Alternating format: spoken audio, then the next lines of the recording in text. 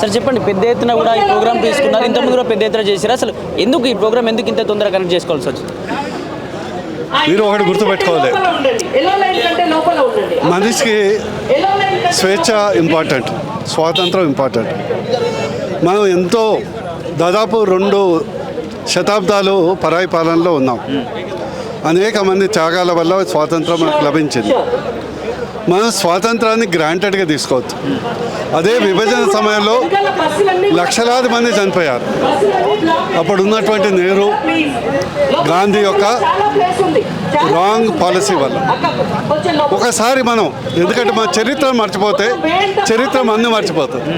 అందుకొరకు చరిత్ర మర్చిపోకుండా ఉండటానికి న్యూ జనరేషన్స్ కూడా స్వాతంత్రం విలువ, విభజన సమయాల్లో జరిగినటువంటి పాలసీ రాంగ్ డిసిషన్ వల్ల జరిగినటువంటి ఘోర అన్యాయాలు మరోసారి గుర్తు చేసి ముందు అది జరగకుండా ఒక స్వాతంత్ర భావం, దేశభక్తి ప్రజల్లో, యువతలో నిలుపుకోవటానికి ప్రతి సంవత్సరం చేయటం అవసరం.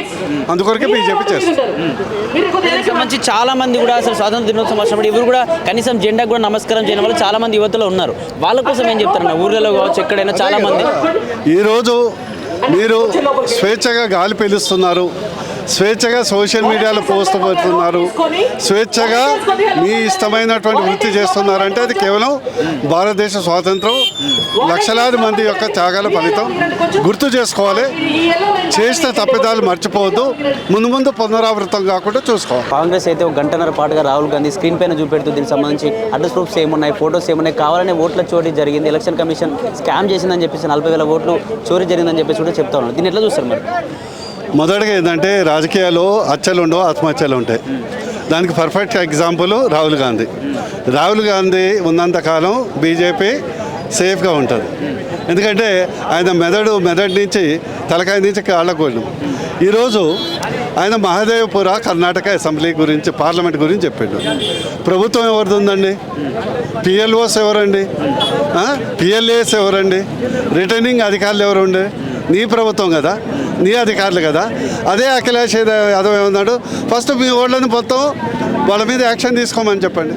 2 ఎలక్షన్ కమిషన్ ద్వారా నిర్వహించబడ్డటువంటి ఎలక్షన్లో అవకతవకలు ఉందని మీరు ఫీల్ అవుతున్నారు అనుకో.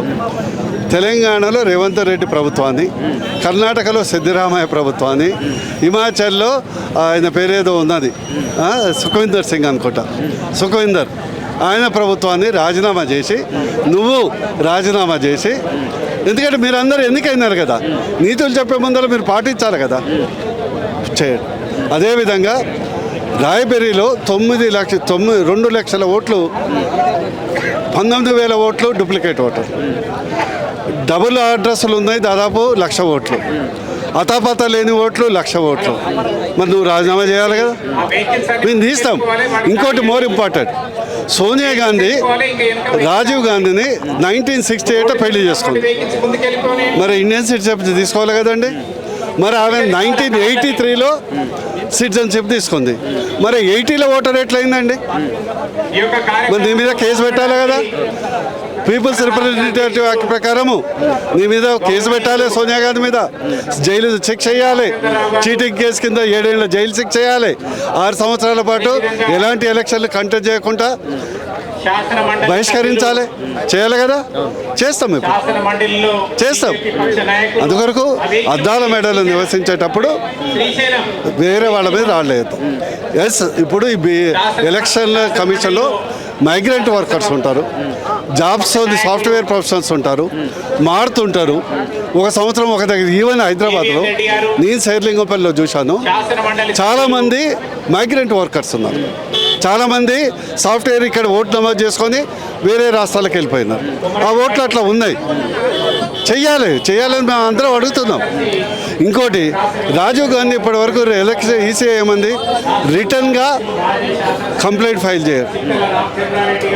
రిటర్న్గా చేసినావా? చేస్తే దమ్ము లేదు. చేస్తే నువ్వు ఆర్పిఐ యాక్ట్ కింద బుక్ అవుతావు. ఎందుకంటే ఇదంతా ఫర్జీ కంప్లైంట్ అది. అందుకొరకు రాహుల్ గాంధీని చూస్తే నాకు తెలుగులో సినిమా వచ్చింది, అనగనగా ఒక రోజు అని. ఓ పిచ్చోడు ఉంటాడు. ఆ పిచ్చోడు ఏం చేస్తాడంటే ఒక యజ్ఞం చేస్తుంటాడు. యజ్ఞం చేసుకుంటూ అందరినీ స్వర్గానికి తీసుకెళ్తా అని చెప్తాడు. పిచ్చోడాడు ఎర్రగడ్డ హాస్పిటల్ నుంచి పారిపోయి వస్తాడు. ఆ యొక్క సిటీలో ఉన్నటువంటి ధనవంతులందరూ, ప్రముఖ వ్యక్తులందరూ డైరెక్ట్గా స్వర్గంతో పోవచ్చు, విత్ బాడీ పోవచ్చు అని ఆ పిచ్చోడి చుట్టూ చేరుతారు. లాస్ట్కి ఏమవుతుంది, ఆ పిచ్చోడు అందరి ముందర మీద ఆయిల్ పోసి తగలబెడతాడు. ఈరోజు రాహుల్ గాంధీ చుట్టూ ఉన్న వాళ్ళు అట్లాంటి అదిగైన సినిమా, ఒకరోజు సినిమాలో పిచ్చోడు చుట్టూ స్వర్గానికి చేరుకునే క్రౌడ్ లాగా మందలాగా ఉన్నారు. మరో అంశం కూడా తీసుకొస్తుండేది అయితే ఏదైతే ఎలక్షన్ డిపార్ట్మెంట్ అందులో పెట్టిన డీటెయిల్స్ చనిపోయిన వ్యక్తులతో నేను టీ తాగుతున్నాను, భోజనం చేస్తున్నాను అని చెప్పేసి కూడా ట్వీట్ చేసిన పరిస్థితి. కావాలని ఎలక్షన్ డిపార్ట్మెంట్ బీజేపీకి అమ్ముడు పోయిందని చెప్పి డైరెక్ట్గా చెప్తా ఉన్నాడు. ఏం చెప్తారు మరి? అదే కదా, ఇవన్నీ రాజకీయ విమర్శలు. ఇదంతా రాహుల్ గాంధీ ఏంటంటే బంగ్లాదేశ్లో ఇలాంటి చర్య ద్వారానే షేక్ హసీనాని పదవి దింపారు. ఇమ్రాన్ ఖాన్ అమెరికాకు తొత్తు కాకుంటే ఇమ్రాన్ ఖాన్ కూడా జైలు వేశారు. ఇప్పుడు ఈయన చేసేది అదే. ఆ జార్జ్ సరోస్ గాడు, ట్రంప్ గాడు, వాడేమో ప్లాను, వీడేమో అమలు. ఫస్ట్ రాహుల్ గాంధీ ఫస్ట్ నీ తోక కట్ చేయి, నీ పేర్లో గాంధీ పేరు తీసేయి, మీ తాత పేరు పెట్టుకో. గాంధీకి పుట్టినావు రబైదు, గాంధీ పుట్టినవా? గాంధీ పేరు పెట్టుకొని ఎందుకు రాజకీయాలు ఆడుతున్నా? కాంగ్రెస్ పార్టీ నాయకులకు, కార్యకర్తలు మీరు దేశద్రోహులు మారకండి, దేశద్రోహులుగా మారకండి. ఈ యొక్క పిచ్చోని ఎమ్మటి తిరిగి రాజకీయాలు చేయండి, బీజేపీ వ్యతిరేకించండి, దేశాన్ని వ్యతిరేకించండి.